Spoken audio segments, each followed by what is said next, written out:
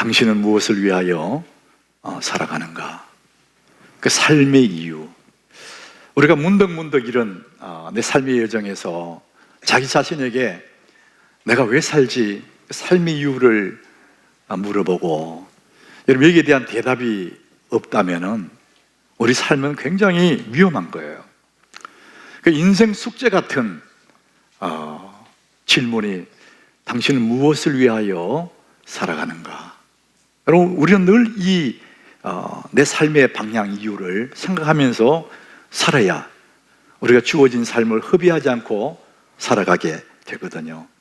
여러분은 무엇을 위하여 살아가고 있습니까? 어떤 일에 관심을 갖고 있습니까? 요즘 우리가 사회적인 거리두기 여기에서 굉장히 사람들이 이제 지쳐가고 힘들어해요. 우리 작년 이맘때쯤에 처음 이 코로나 바이러스가 이제 생겼다 했을 때 저 중국 우한의 한 지역의 일로만 생각했어요.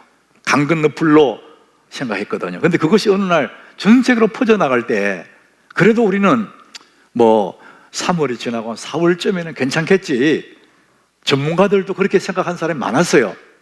온도가 좀 올라가면 좋아질 거다. 그런데 그게 여름이 가고 가을이 가고 이 추운 겨울이 지나면서 더 심해진 이런 상황을 맞이해서 그래서 사람들이 굉장히 힘들어하는 거예요. 굉장히 답답해하고 이 코로나 블루라는 말도 생길 만큼 사람들이 우울해하는 겁니다. 왜 답답해하고 힘들어할까? 뭐 경제 활동하는 사람들이 그게 이제 좀 이렇게 정치되니까 힘들어하는 건 맞아요. 그러나 더 많은 사람들이 힘겨워하는 이유는 자기 취미생활, 여가 활동을 못한다, 거기에 굉장히 답답해한다는 거예요. 여러분 취미생활, 여가 활동이라는 것은 우리가 주 하는 일들이 있고 그 나머지 조각난 시간들을 내가 원하는, 내가 하고 싶은 일들을 하는 것이 취미생활이고 여가생활이잖아요. 근데 많은 사람들이 그 여가를 자기 본업처럼 하는 사람이 있다니까요. 이제 위험한, 자기도 모르게 자기 좋아하는 게 그러니까 그쪽으로 자꾸 빠져드는 그런 경우들이 많아요. 제가 이민교회 목회하면서 그런 걸 많이 봤거든요. 우리나라 사람들이 이민을 가서 남의 나라에 살다 보면 참 긴장이 되거든요. 그래서 바닥부터 시작해서 열심히 일을 해요. 앞뒤도 안 보고 열심히 일을 해요. 그래 한 10년쯤 지나고 15년, 20년 지나가면 기반이 잡아져요. 삶의 기반이. 그때 되면 좀 여유가 생기는 거거든요. 그때부터 취미생활, 여가생활을 하는데 거의가 남자들은 골프를 배워요. 눈만 뜨면 그거 하는 거예요. 아침에 가게만 겨우 열고 종업원에게 맡기고 자기는 골프장에 가는 거예요. 여러분 주인 없는 가게가 잘 될 리가 없죠. 점점 매출이 떨어지고 급기야는 문을 닫게 돼요. 그리고 이혼을 당하는 그런 경우도 있었어요. 여가여야 되는데 그게 본업이 되는 경우가 있다는 거예요. 우리 많은 아이들이 자기가 좋아하는 것에 빠지는 경우가 있습니다. 어른들도 예외가 아니에요. 내가 좋아하는 취미, 내가 좋아하는 여가 활동, 그거를 굉장히 좋아하는 거예요. 그건 좋기는 한데 자기도 모르게 여러분 그게 절제하지 않으면 그것이 내 삶을 무너뜨리는 사단의 도구가 될 수가 있습니다. 우리 이때쯤에 자기에게 질문해 봐야 돼요. 나는 무엇을 위해 살고 있지? 내가 왜 살지? 한번 좀 이렇게 질문을 해 봐야 되는 것입니다. 오늘 우리는 이 바울이라는 사람이 이 본문 3절에서 자기를 소개해요. 내가 어떤 사람이다. 원래 이 바울은 예수님을 만나기 전에 이름이 사울이었거든요. 근데 예수를 만난 후에 이름이 이제 바울로 바뀌는데 선교지를 다 돌고 긴 여정을 마친 다음에 예루살렘에 와서 예루살렘에 있는 그 수많은 유대인들 앞에 자기의 사기를 소개합니다. 3절에 뭐라고 하냐 이렇게 말합니다. 나는 유대인으로 길리기아 다소에서 났다. 그러니까 이 사람이 그 신분 자체가 굉장히 확실한 사람이라는 거죠. 그리고 그 다음에 우리 조상들의 율법에 엄한 교육을 받았는데 가마리엘 문화에서 받았다. 그러니까 최고의 학문을 배웠다는 거예요. 그러니까 사회적으로도 그렇고 지식 수준도 그렇고 굉장히 가진 자라는 것입니다. 이 사람은 태어나면서부터 유대인이기도 하지만은 그 당시에 최고의 힘이 있던 로마 나라의 시민권을 가진 자였다는 거죠. 이제 함부로 못 건드리는 로마의 시민권을 가진 자. 그러니까 다 가진 자로 태어난 거예요. 그렇게 살아온 거예요. 그리고는 이 3절 마지막 길을 보니까 하나님께 대하여는 열심히 있다는 거예요. 어디 하나 빼놓을 거 없는 완벽한 사람처럼 다 가졌고 하나님에 대해서도 굉장히 열심히 있었다는 거예요. 근데 그 열심을 어떻게 표현했느냐면 4절에 그 열심을 가지고 뭐 했느냐? 내가 이 도를 박해하여, 이 도가 뭐냐? 예수 믿는 도, 예수님을 따르는 사람들, 그 사람들을 잡아서 죽이기까지 했고 남녀를 결박하여 옥에 가둬버렸다는 거예요. 하나님에 대한 열심을 가지고 예수 믿는 이것들을 안 되겠다, 잡아가 죽이고 막 옥에 막 가둬버리는 그쪽으로 열심을 품은 거예요. 그러니까 이 바울의 삶의 이유, 목적은 하나님께 충성하는데 그 방법이 뭐냐? 예수 믿는 사람들을 죽이고 핍박하고 옥에 가두는 그거였어요. 자신은 열심히 한다고 그랬는데 하나님께서 볼 때는 잘못된 인생을 사는 거예요. 그 삶의 목적이 열심히 냈는데 알고 보니까 잘못된 방향으로 살고 있더라는 거예요. 여러분, 열심히 산다고 다 옳은 것은 아니에요. 방향이 틀리면 후회되는 것이죠. 자, 그래서 여러분들이 평소에 가지고 있는 그 관심들, 또 내가 갖는 여가들, 그게 나쁘진 않지만 여러분 그 관심을 바꾸면은 우리 삶의 내용이 달라질 수 있거든요. 이 사울, 이 바울은 자기의 관심, 자기의 그 열심, 이것은 예수 믿는 사람들을 핍박하고 옥에 가두는 거였어요. 그래서 예루살렘에 있는 사람들뿐만 아니라 이제는 저 다메섹에 있는, 신앙 때문에 피해가서 다메섹에 있는 그 사람들을 잡아서 끌고 와서 옥에 가두려는 그 열심을 가지고 지금 다메섹으로 가고 있는 거예요. 오늘 6절에 보니까요, 이제 열심히 이제 살기가 등등해서 잡으러 가고 있어요. 이제 가는 중에 열심히 가고 있습니다. 가는 중에 다메섹에 가까이 갔을 때에, 목적지에 거기 도착할 때쯤에, 그때 오정쯤 되었는데 호련히 하늘로부터 큰 빛이 자기를 둘러 비쳤다는 거예요. 자기 지나온 날을 간증하는 거예요. 지금 멀쩡 대낮인데 그 햇빛 아래 열심히 다메섹에 가고 있는데, 다메섹에 도착할 그때쯤에 갑자기 하늘에 호련히 큰 빛이 비쳤다는 거예요. 그건 태양이 아니죠. 여기서 큰 빛이라는 것은 상상할 수 없는 밝은 빛이라는 거예요. 너무 빛이 강해가지고 눈을 뜰 수 없어서 그 빛 앞에 쓰러진 거예요. 우리는 그 빛이 그리스도의 빛이라는 것을 우리가 그 뒤에 보면 알게 돼요. 왜 네가 나를 핍박하느냐, 이런 음성이 들려요. 쓰러져 있었는데. 그래서 물어보죠. 당신이 누굽니까? 물었더니 8절에 나는 네가 박해하는 나사렛 예수라. 아, 예수님을 믿는 사람들 잡으러 가고 있는데 그들의 주인 되신 예수가 나타난 거예요. 네가 박해하는 예수다. 그 쓰러진 상태에서 그 음성을 듣고 나니까 기가 막히고, 자기는 열심 내서 하나님께 충성한다고 예수 믿는 사람을 잡으러 가는데 그 예수 믿는 사람들이 주인 되시는 그 예수가 나타나서 왜 네가 나를 박해하느냐, 아, 내가 잘못 살아왔구나 알게 된 거예요. 여러분, 이 말씀을 가만히 보면 참 우리가 위로되는 게, 예수 믿는 사람을 잡으러 가는데 예수 믿는 사람들의 주인 되시는 예수님이 나타나요.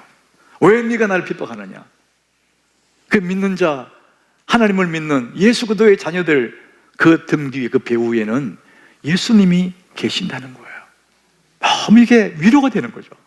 나 혼자 같은데, 세상에서 나를 막 비난할 때 나 혼자 같은데 그 배 위에 예수님이 계신다는 거예요. 우리의 바위 같은 그분, 산성 같은 그분이 우리와 함께 있다는 거죠. 자, 그래서 이 지금 사울은 예수님을 만난 다음에 너무너무 이게 쇼크를 먹은 거예요. 아, 내가 잘못 살아왔구나. 자, 그래서 이 사람이 빛 가운데 그 예수를 만난 후에 삶을 바꾸어요. 그리고 아라비아 광야로 갑니다. 갈라디아서 1장 17절에 나보다 먼저 사도된 자들을 만나려고 예루살렘으로 가지 않고 아라비아로 갔다, 이렇게 말합니다. 아라비아는 광야죠, 광야. 아무것도 없는 광야. 잘못된 길을 가다가 잠시 멈추고 삶의 방향을 바꾸기 위해서 아라비아 광야로 간 거예요. 우리는 성경에서 광야로 갔다는 얘기는 있는데 거기서 뭘 했는지는 기록하지 않아요. 그런데 학자들이 그 아라비아 광야에서 한 3년 정도 머물렀을 거다, 이렇게 정황적으로 해석을 해요. 우리는 뭘 했는지는 모르지만 확실한 건 뭐냐, 바울은 그곳에서 자기의 잘못 살아온 삶의 목적, 잘못 살아왔던 지난날에 대해서 정리하는 기간으로 아라비아 광야에서 지내고 있어요. 아무도 없는 고독한 광야에서 홀로의 시간을 보내면서 새로운 삶의 방향을 정하고 있는 겁니다. 그러니까 멈춤의 시간이 필요한 거예요. 준비 기간이 필요하단 말이죠. 예수님도 공생애를 시작하시기 전에 40일 동안 광야에 계셨거든요. 금식하면서. 사랑하는 여러분, 우리가 살다 보면 답답한 일을 만날 거예요. 나도 모르게 삶이 무의미해지기도 하고 자꾸만 내려가는 것 같은 이런 위기를 느낄 때가 있을 거예요. 여러분, 그럴 때 우리가 뭐 합니까? 여러분, 기도가 답인 줄로 믿습니다. 우리 삶의 어려움을 만날 때에 기도가 답이에요. 지난주에 함께 나눴던 야곱은 20년에 읽어놓은 그 성공이 물거품될 그 찰나에 홀로 고독한 그 시간에 약복강변에서 천사와 씨름하지 않습니까? 기도의 불가마 속에 들어가잖아요. 그리고는 그 다음날 떠오르는 아침 햇살, 분해의 햇살을 바라보면서 감격 속에 새로운 삶을 출발하지 않습니까? 여러분, 기도가 답입니다. 요즘 사람들이 다 코로나 블루, 너무 답답하다, 이렇게 말하는데, 여러분, 이 시기가 어쩌면은 여러분 믿음의 사람, 믿음의 눈으로 바라보면서 이 시기가 내 새로운 삶의 방향을 터나는 그런 기간으로 삼고, 오히려 이럴 때 주님 앞에 물어보고 주님의 영광을 바라보고 우리의 신앙의 내면적으로 더 키워간다면 오히려 이 시기는 우리에게는 정말 위기가 아니라 기회가 되는 그런 복이 있을 줄로 믿습니다.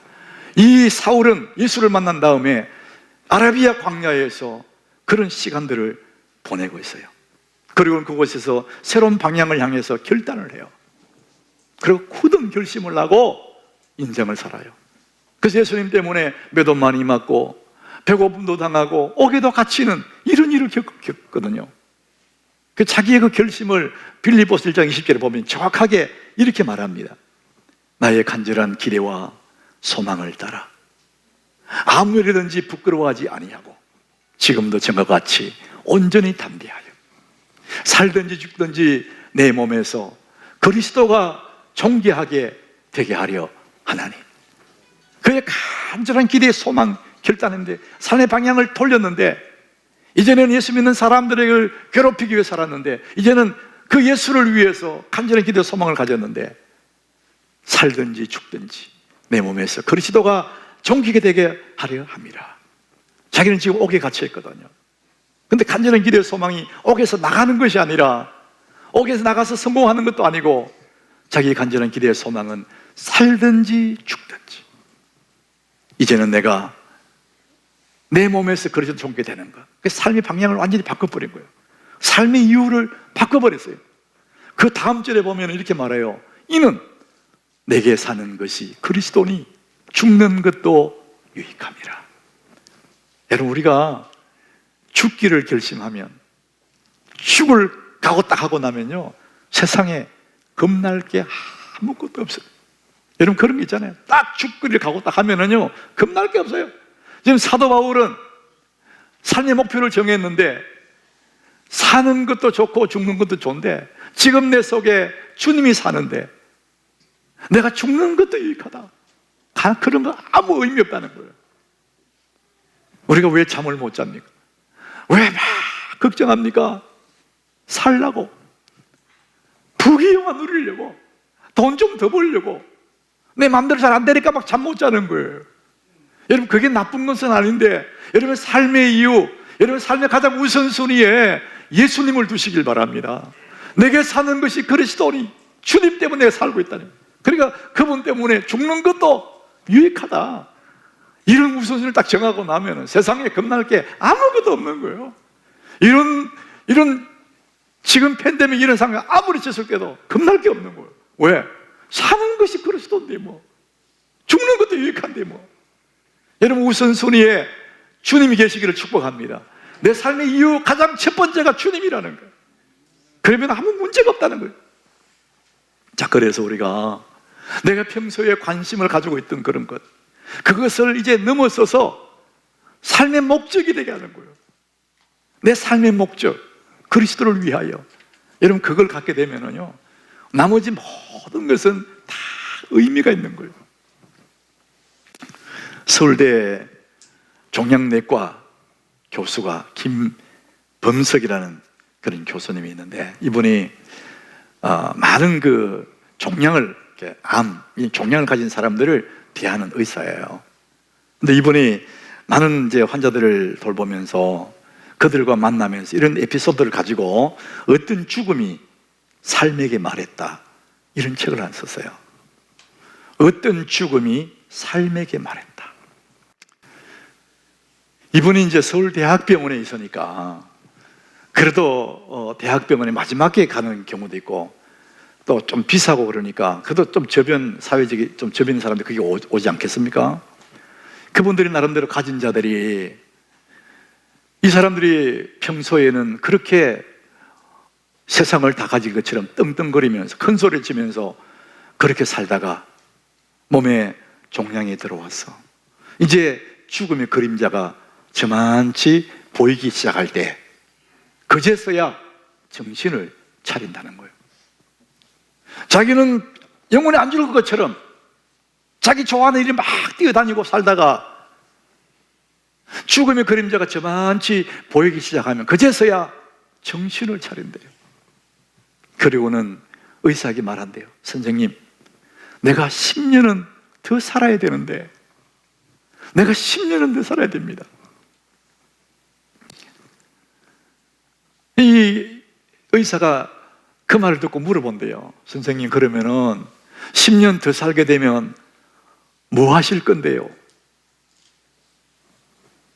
아무 대답이 없대요. 뭐 계획이 있고 뭐 목적이 있어서가 아니라 그냥 더 살고 싶다는 거예요. 여러분, 이 시점에서 여러분께 제가 한번 질문해 보겠습니다. 여러분은 무엇을 위해 삽니까?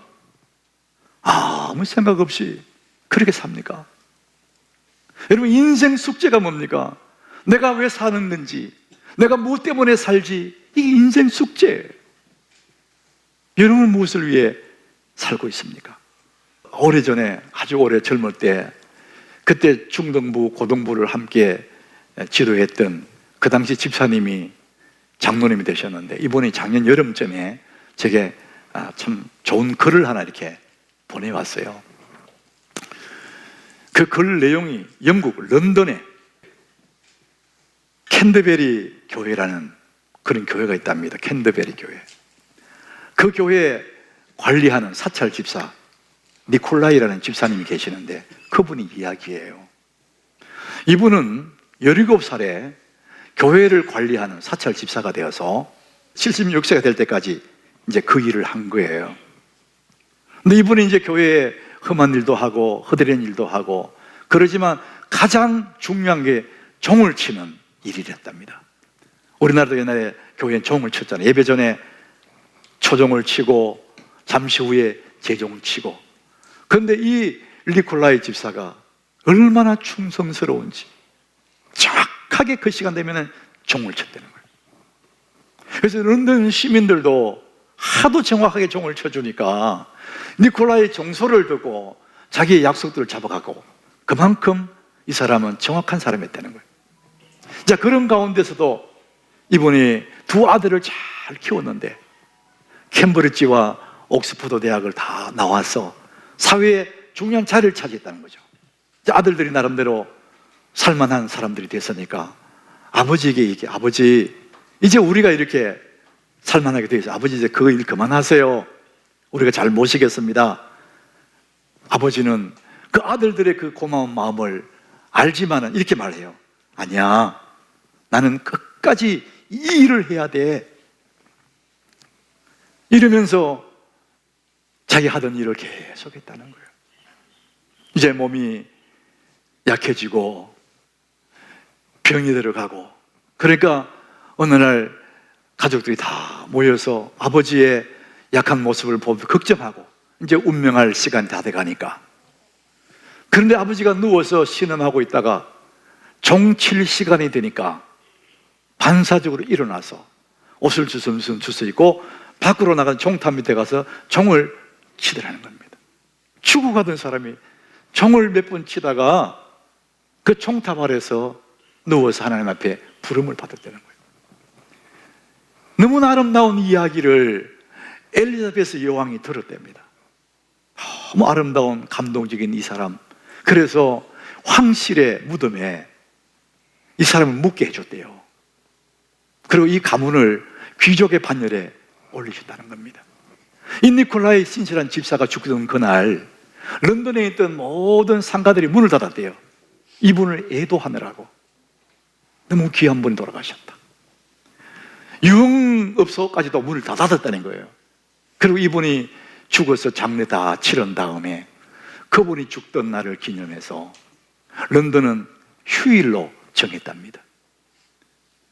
한 교회에 이름 없는 종치기, 허드렛 일을 하던 그 사람이 죽은 그날 휴일이 될 만큼 큰 흔적을 남기고 갔다는 거예요. 다메섹에서 예수님을 만났던 사도 바울은 그날로 결심을 합니다. 삶의 방향을 완전히 바꾸어요. 읽었던 좀 전에 빌립보서 1장 20절에 그는 이런 삶의 목적까지 살았다. 나의 간절한 기대와 소망을 따라. 간절한 기대와 소망.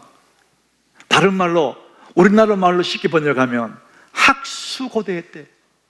내가 학수고대한 일이 있는데 그게 뭐냐? 이 옥에서 나가고 돈 많이 벌고 성공하는 그게 아니고, 내가 간절한 기대와 소망, 학수고대한 날이 뭐냐?